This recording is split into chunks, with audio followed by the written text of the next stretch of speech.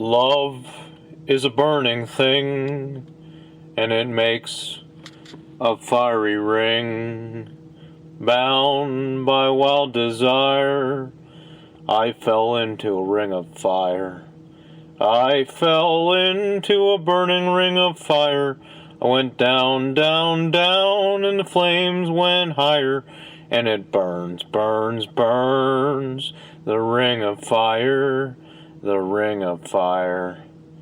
The taste of love is sweet when hearts like ours meet. I fell for you like a child, oh, but the fire went wild. I fell into a burning ring of fire. I went down, down, down, and the flames went higher. And it burns, burns, burns, the ring of fire, the ring of fire. I fell into a burning ring of fire. I went down, down, down, and the flames went higher. And it burns, burns, burns, the ring of fire, the ring of fire. And it burns, burns, burns, the ring of fire, the ring of fire, the ring of fire.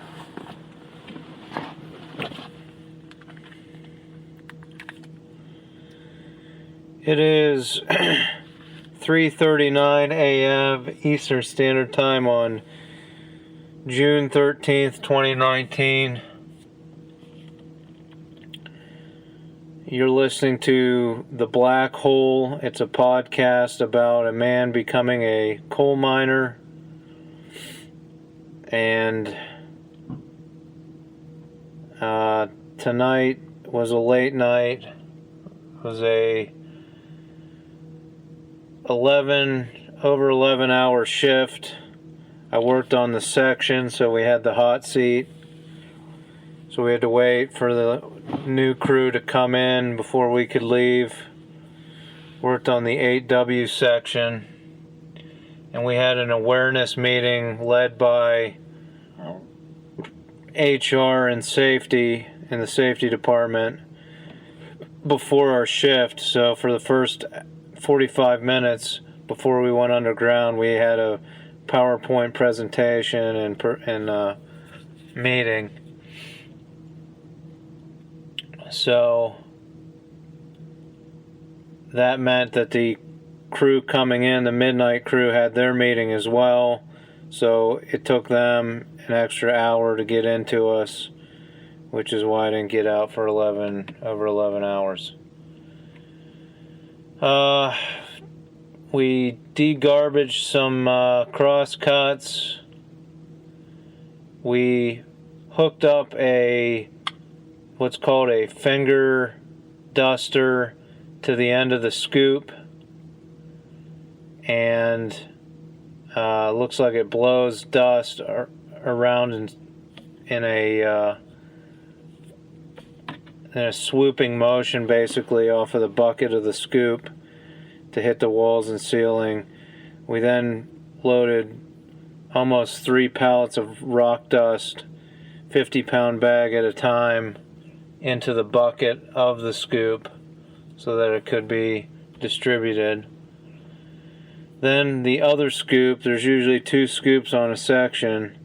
The other scoop is the supply scoop. It has all the roof straps, the rib straps, roof bolts, rib bolts, resin, and plates, everything that's needed to run the miner and to equip the miner and keep it running. So we had to resupply that, which meant pulling the scoop into a cross cut, or pulling the train out that has all the supplies, pulling the scoop into a cross cut, pulling the train back and moving the different cars even with the scoop so that we could unload the cars onto the scoop, then pulling the train back out and taking the scoop back up towards the working face. I screwed up and recorded a section yesterday, but I didn't have my singing at the beginning, so I'm going to have to reverse them when I post this. It is June 11th, 2019 at 14:09 Eastern Standard Time, USA. I did not have to work yesterday or today because of the sinkhole on the rail line. I do have to report for work tomorrow and Wednesday, and I'll probably have to work Saturday. So, to make up the gap in time that I wasn't able to do my podcast notes, I decided to do a 5-minute session today just about what the actual mind building kind of looks like. So it's a metal building, and there's a large lamp room when you first go into it with metal benches where everyone gathers before they go down in the lift. The lift is actually built into the building, and there's a bunch of water, there's grating and water spray hoses that you can spray off your boots when you come out of the lift. To one end is the men's hourly shower room. There's also a women's hourly shower room. Then there's a men's salary shower room, and I believe a woman's salary shower room. It's a union mine, so salaried bosses are not allowed in the men's hourly shower room. All hourly employees are union. All salaried employees are non-union. And in the shower room, there's some lockers around the outside perimeter. It's probably about, I want to say,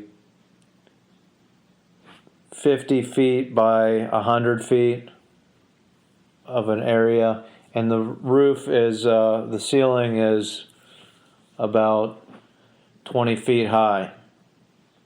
So there's benches running through the middle of this, and above the benches there's like a rail where a basket is tied off. And what they do is they have pulleys up in the rafters of the roof, and it holds a basket for each miner since they don't have enough lockers for everyone. This hanging basket, you unhook, you can put a lock through where it hooks onto the rail and keep your keep your stuff up in the rafters, and then bring it down by unlocking it and unhooking it, and you let the chain down and the cable comes down as well. So that's basically how you store your clean street clothes and where you leave your uniform and boots and stuff. And off of this large locker-like area is 2 showers with about, I'd say, 16 nozzles apiece. 16 shower nozzles, so 32 showers in total. Plus there's 2 bathrooms with 4 stalls each and 2 urinals each. So that's the inside of the mine. On the other end of the mine building is the salaried shower room, and there's offices for the superintendent, HR, and other managerial offices. I just want to make a note that I bought new Dickies socks before 1 week into starting, and already one of them has a hole in it. What happened was my boots, which I bought brand new, the heel has worn out in the inner lining, and it's rubbing on the back of my ankle, and it already put a hole in one of my Dickies socks. I wanted to see how long Dickies socks would last, so I'm just making a note of that. I still have 4 more pairs to go through, and I just purchased some more socks the other day that aren't Dickies. But that's pretty much the rundown. One thing I forgot to mention at the end of last week was you can go to my website, www.plotm.com, for more information. June 14th, 2019 at 300 hours, 3 a.m. Eastern Standard Time, USA. Just got off my shift in the coal mine, worked on the section again, 8W. Had the hot seat and didn't get out till 2:40. So almost an 11-hour shift. Working on section, the time goes by a little quicker. We supplied the miner right off the bat, the the large mining machine with the grinding wheel that grinds up the coal, and it shoots the coal out the back of it via a conveyor belt that runs through the back of it. The coal piles up there, and then a loader comes in and grabs the coal and shoots it up another conveyor belt that goes into a shuttle car, which then drives to the head of the belt, so the coal can be loaded on a conveyor belt. Anyway, we pulled the supply scoop up and loaded straps, bolts, resin on the miner pretty quick into the shift. Then, of course, we had to resupply the scoop by moving the train in and out to different areas, because you pull into a crosscut and then you pull the train back in, and you pull stuff onto the scoop bucket with a winch off of the rail car, or you load it by hand. So you pull the cars up and down depending on what supplies you need to get off of the train. Now, the train locomotive is called a motor, and it runs in the section we're in. There's no trolley wire yet,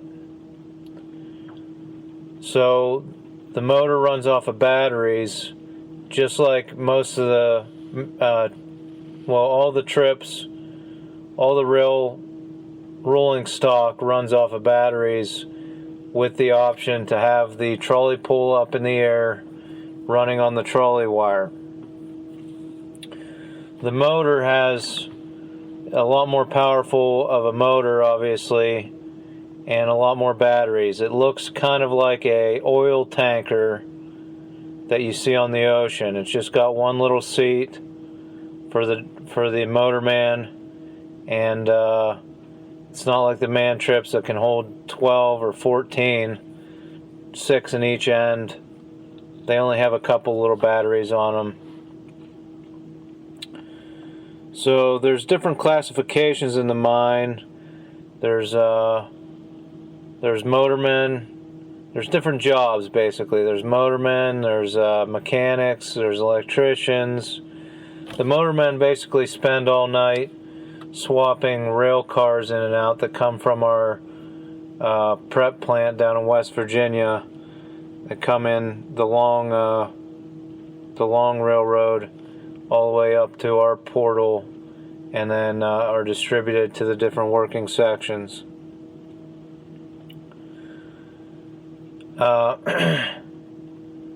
So after we loaded up the supply scoop, we grabbed the other scoop, and our goal was to load some block off of the rail car and load another skid onto the rail car, a sled basically full of garbage. We were unable to do that. What we were able to do was grab 2 pallets of rock dust and take those up to the dusting machine up near where the dinner hole is. Dinner hole is another mining term. It's where there's like a picnic bench and some seating where the section crew sits and eats their dinner. It's called the dinner hole. Haha, because you're in a hole 900 feet underground. Thanks for listening to my podcast. I appreciate it.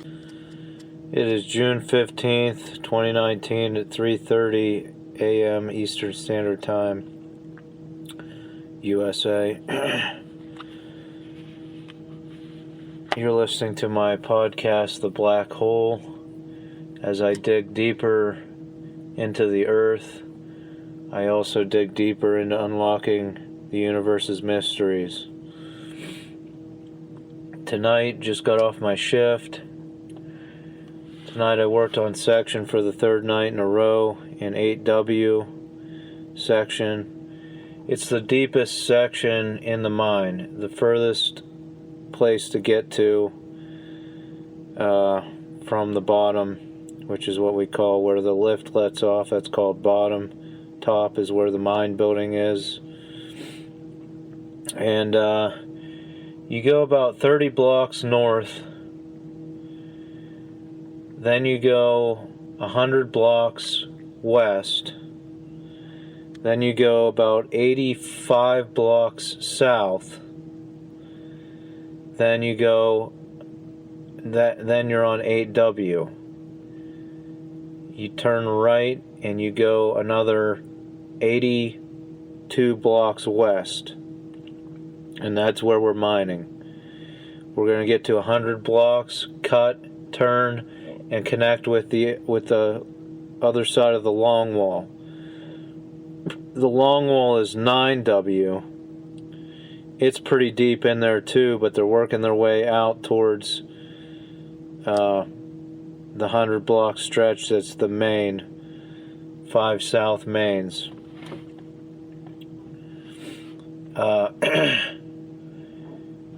It increases in number, 8W, 9W, 10W, as you go further away as you go north, or further away from the West Virginia state line.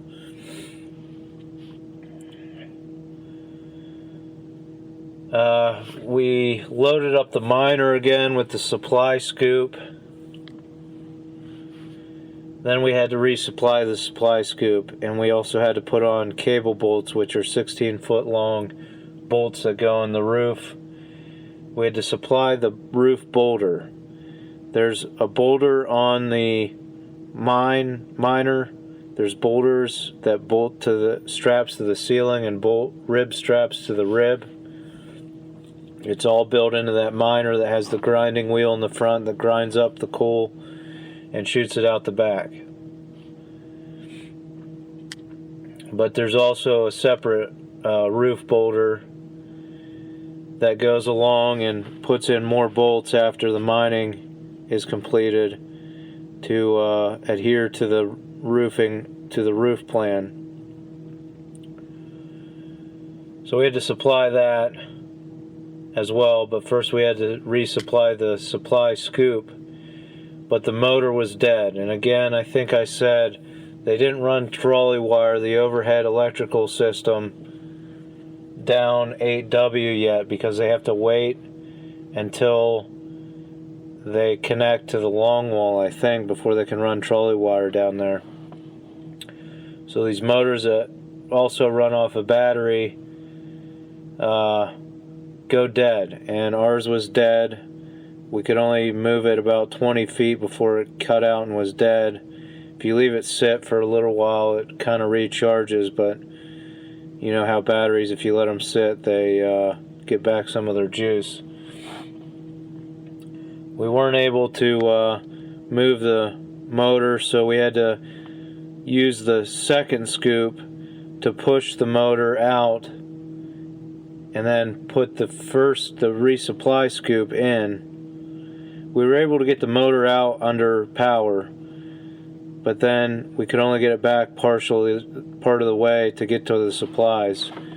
So we had to hook the other scoop onto the back of the train and pull it in more to get the supplies, then push it back out to get the resupply scoop out. Now, in my opinion, in these sections without electricity, they should have a diesel motor, but that's just my opinion. It would make life easier because I hope I don't have to hand pack out supplies, because it is heavy, and I see it coming in the future.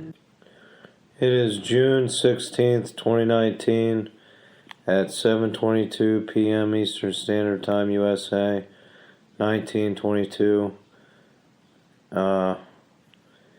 And it's a Sunday. I just wanted to wrap up this week's podcast. So, as you might be able to tell, I have an upper respiratory situation, a cold that has developed. It started on Friday, basically, or Saturday, and it's following me. Hopefully hopefully it goes away by the time I start tomorrow. So I talked to my mom a little bit because I started posting these podcasts, and she doesn't seem to understand the concept of the trolley pole and the trolley wire after my animated description of riding in an open Jeep car. So it's like a streetcar that you see in cities where the live wires are 20 feet overhead, and there's some kind of structure that sticks up above the streetcar that connects with the electricity and powers the vehicle. Except in the mine, it's about a 1-inch thick copper wire that's suspended at head level. And there's a lot of dangers with this trolley wire. The trolley pole is just a pole that's on a spring load that has a V, and it rides on that wire and pivots, and it comes off a lot when you're riding the man trips. Now, the trolley wire being at head level poses its own dangers because you have 300 volts of electricity going through at head level, and if you grabbed a hold of the trolley wire and weren't standing on the tracks, were standing on the ground, you would get electrocuted. Now, I think you can live through this electrocution, but you can also die from it pretty easily. So imagine you're walking in an uneven mine where the footing's not great, and you trip and go to slip and fall and reach up and grab the trolley wire and get fried. Or you duck under the trolley wire, but you stand up too soon and the back of your neck hits the wire and you get fried. So again, I think you can live through it, but I was shown pictures at my 80-hour training course of a guy that got electrocuted, and it melted his hand and arm away. Basically, there was just blood vessels and bone left. It melted the skin and the muscle of his hand and arm. That's how intense how powerful the electricity was.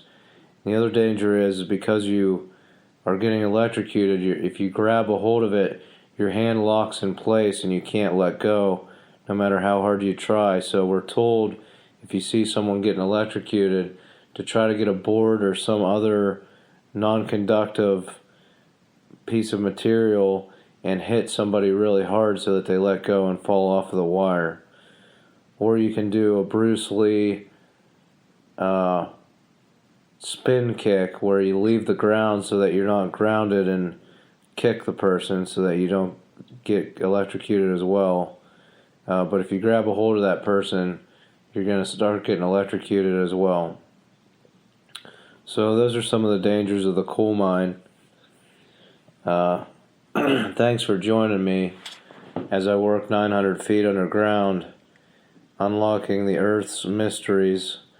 And on that note, I want to go and close out the week with a topic that's close to my heart, and that's healthcare. I'm a proponent of single-payer healthcare, and I don't think it's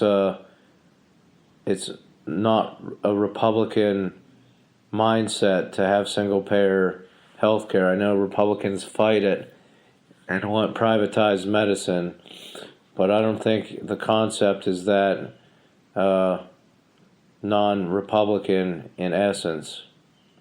And that's because I worked as a handyman. Before that, I had a painting business, and I would have crews of guys painting houses, and I couldn't offer them good health care or any of the other benefits that larger companies could. So I wasn't able to attract the talent, even though I feel that I'm a fairly intelligent person and could run a decent painting business. If there was single payer health care in this country, I would be making $100,000 a year instead of working in the coal mine and hitting that number. I would be able to hit that number with a crew of 3 guys.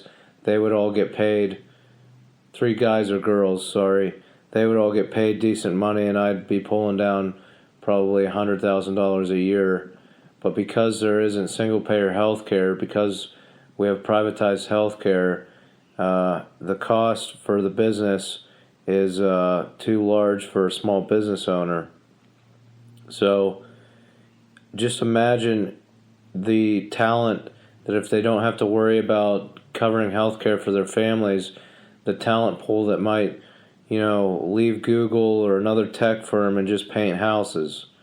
But because there wasn't single-payer health care, I was constantly hiring guys that were under 25 years old that I had to totally train from scratch, which is hard to get ahead of in a business if you have to constantly train people and they're going to have a fair amount of mistakes. But those under 25 were covered under their parents' health care, so I was able to attract them to the job with decent wages. But overall, I don't think it's a Republican-Democratic issue. I think that single-payer health care it's like you have so many industries. You have thousands of industries in the United States. You're going to let the government administer one industry. It's just one industry, but it unlocks so much potential for small businesses. So many other industries can benefit from this one industry. And you have thousands of different industries in the United States, and you're worried about one industry becoming administered by the United States federal government. To me, it's absurd. I mean, there are so many talented, ingenuitive, genius people out there that could start small businesses if we just had single-payer health care. And that's where Republicans always favor business as their mantra, kind of. And that's what I don't get, why they fight it so hard, because it would benefit so many people and create so much small business and possibly even bring in other industries that we never even thought of, because we have a great healthcare system and it's administered single payer by the federal government. So that's kind of my thought process on healthcare. I think it's unfortunate that you have to wait till you're 65 before you get that Medicare card that allows you to travel the entire country and go to any hospital. And to me, that's the other aspect. It's freedom to move about the country and not be locked into a regional hospital system, but you're free to hop on your motorcycle and drive anywhere you want. And you can, if you get injured, you can get health care at a hospital without going in debt thousands of dollars. So to me, it doesn't make sense that you have to wait till you're 65 to join the club to be able to travel anywhere and get health care. And I think it's an American dream to hop on a motorcycle, go anywhere, and be covered by health care anywhere you go in the United States of America.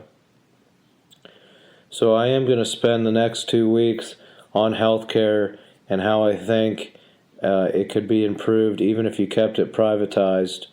So join me, and thanks for listening. If you want to find out more about me, go to my website, www.plotm.com. That's plot as in plot, of course, M as in Mitch. And feel free to send me an email with topics you'd like me to talk about.